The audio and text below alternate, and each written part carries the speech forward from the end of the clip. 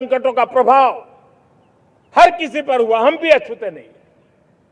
Urea के दाम दुनिया में 3,000 रुपया पहुंच गए एक बोरी का। आज भी हम मेरे देश के किसानों को वो बोझ सहने के लिए मजबूर नहीं कर रहे। सरकार अपने कंधों पर वो बोझ उठा रहा है और दुनिया से जो 3,000 रुपया में यूरिया का बोरा हमें मिलता है वो हमारे किसानों को हम सिर्फ 300 रुपये में दे पाते हैं। इतना ही नहीं, डीएपी आज दुनिया में बाजार 5,000 पहुंच चुका है, लेकिन मेरे देश के किसानों को दिक्कत ना हो इसलिए 1,350 रुपये में आज भी डीएपी देने का काम हम कर रहे हैं। मेरे प्यारे देशवासियों, एक समय था जब मैं आत्मनिर्भरता की बात कर रहा था तो कुछ लोग एयर कंडीशन चैम्बर में बैठ करके सोचने वाले लोग हमें बता रहे थे ग्लोबलाइजेशन का क्या होगा। लेकिन दुनिया देख रही है कि पिछले एक दशक में ऐसा लग रहा है कि दुनिया ने ग्लोबलाइजेशन बोलना ही बंद कर दिया है। जहां से ग्लोबलाइजेशन की आवाज आती थी वो बंद सुनाई नहीं देती है। दुनिया का हर देश अपनी अपनी संभालों के मिजाज की तरफ गया है।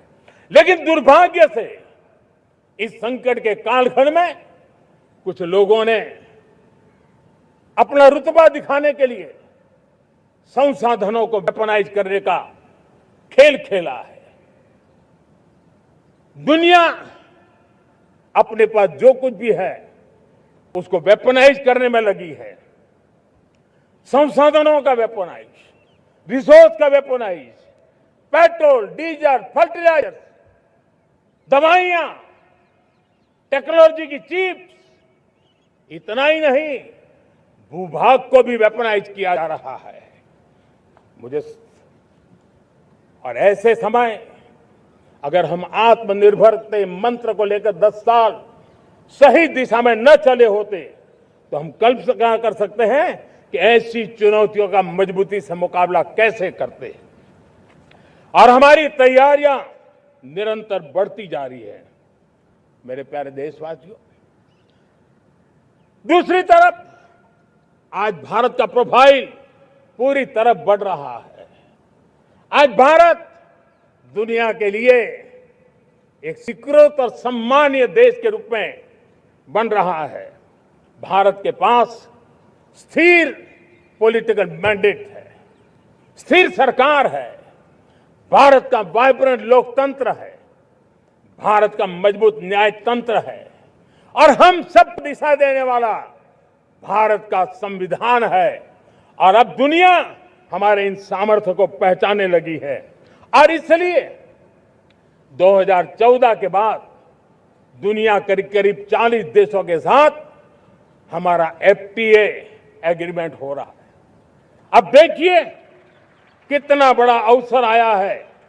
लेकिन ये जो ट्रेड एग्रीमेंट्स हुए हैं ये एक बहुत बड़ा अवसर है और इसलिए खास करके मैं मेरे एमएसएमईज को कहना चाहूंगा कि हमें इस मौके को छोड़ना नहीं है। दुनिया में हमें पहुंचना है।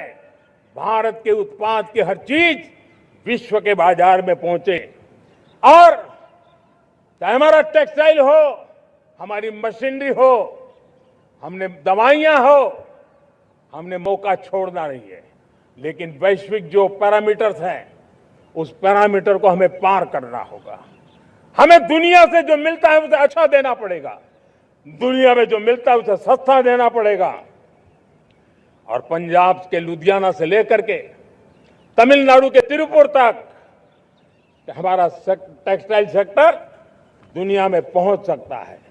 इतना ही नहीं, केरलम से लेकर के गुजरात और तमिलनाडु से लेकर के बंगाल, ये हमारा समुद्री तट, हमारे मछुआरे भाई बहन आज इस एफटीए के कारण हमारे श्रिप यानी झींगा उसके एक्सपोर्ट की बहुत संभावना बनी है। हमारे सी फूड की दुनिया में पहुंच बनने की संभावना पड़ी हुई है। और इसलिए मैं चाहूंगा कि हम इस परिस्थिति का फायदा उठाते हुए, हम आगे चलते हुए हम इन कामों को पार करने के लिए प्रयास करें। मेरे प्यारे देशवासियों,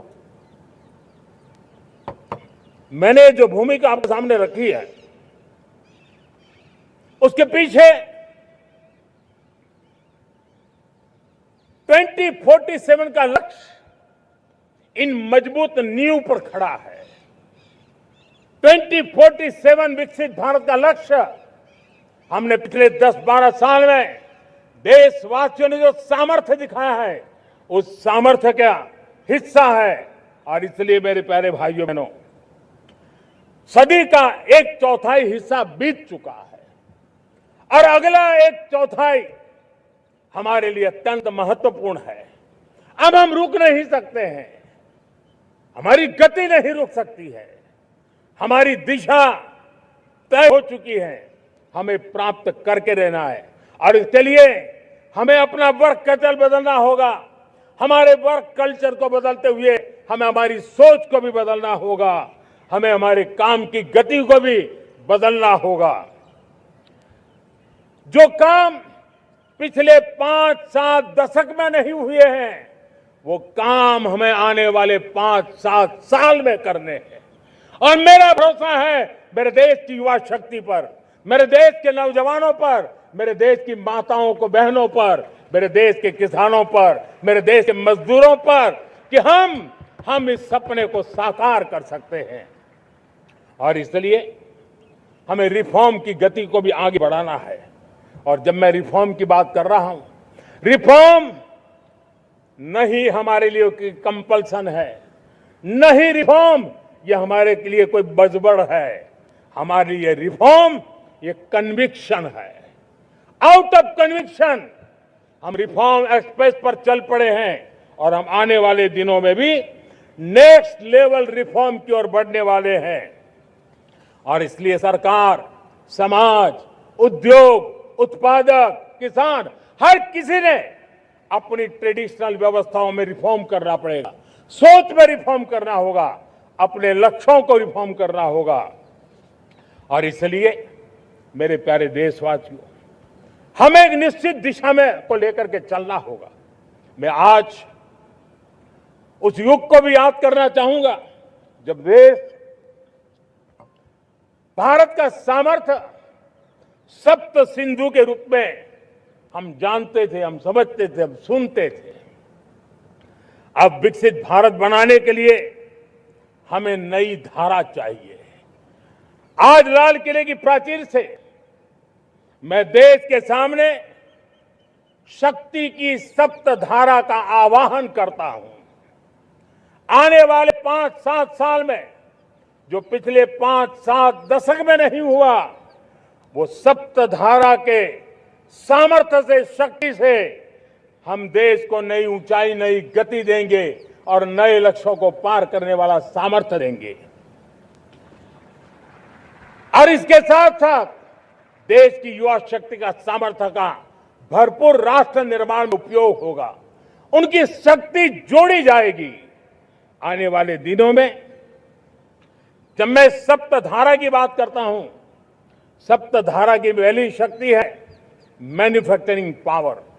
मेरे प्यारे देशवासियों, हमें मैन्युफैक्चरिंग सेक्टर को बहुत आगे बढ़ाना होगा और प्रोडक्शन बढ़ाने के साथ साथ हमें छोटे छोटे पुर्जे भी बनाने हैं और बड़े बड़े प्रोडक्ट भी बनाने हैं।